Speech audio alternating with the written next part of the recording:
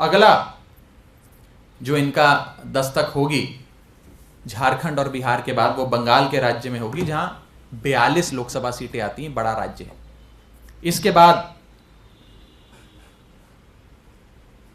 दस्तक दी जाएगी केरला में, जहां पर विजयन साहब मुख्यमंत्री हैं।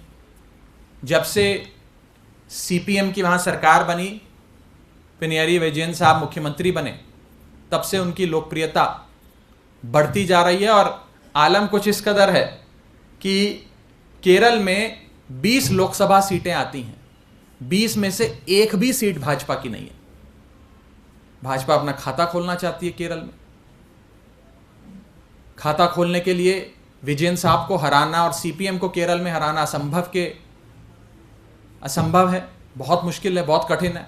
आसान बस इतना है कि केरल के मुख्यमंत्री पिनराई विजयन को पकड़ के जेल में डालो। वो जेल जाएंगे तो पार्टी चुनाव नहीं लड़ पाएगी, पार्टी चुनाव नहीं लड़ पाएगी तो भाजपा की जीत निश्चित है।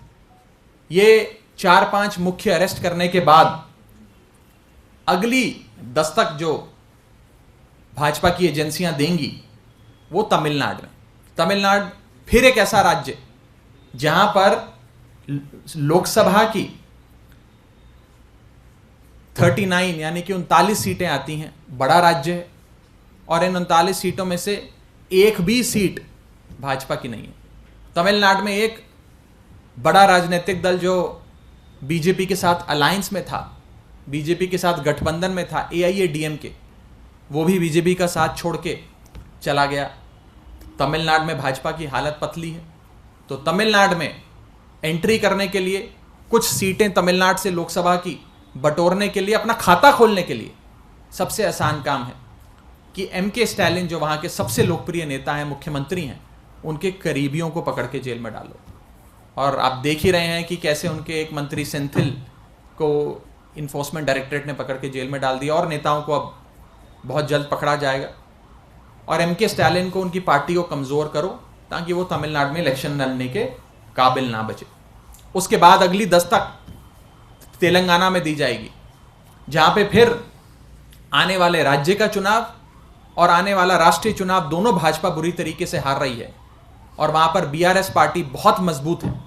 तो BRS पार्टी को दौड़ से हटाने के लिए BRS के शीर्ष नेतृत्व KCR और उनकी बेटा और बेटी को अरेस्ट करने की तैयारियां चल रही हैं। इसी श्रृंखला में आखिरी दस्तक जो दी जाएगी वो महाराष्ट्र में दी जाएगी। महाराष्ट्र वो राज्य जहां पर भाजपा ने शिवसेना के साथ मिलकर और शिवसेना के भरोसे 2019 में बहुत शानदार प्रदर्शन किया, बड़ी सीटें बटोरी। लेकिन जब से शिवसेना ने भाजपा का दामन छोड़ा, अपने रास्ते गई, तब से भाजपा वहां कमजोर हो गई। और आज जो बैकडोर से महाराष्ट्र में सरकार बनाई है, उसके चलते लोगों का प्यार, आशीर्वाद और सहानुभूति सब उद्धव ठाकरे के साथ और उनकी पार्टी और उनके गठबंधन के साथ है।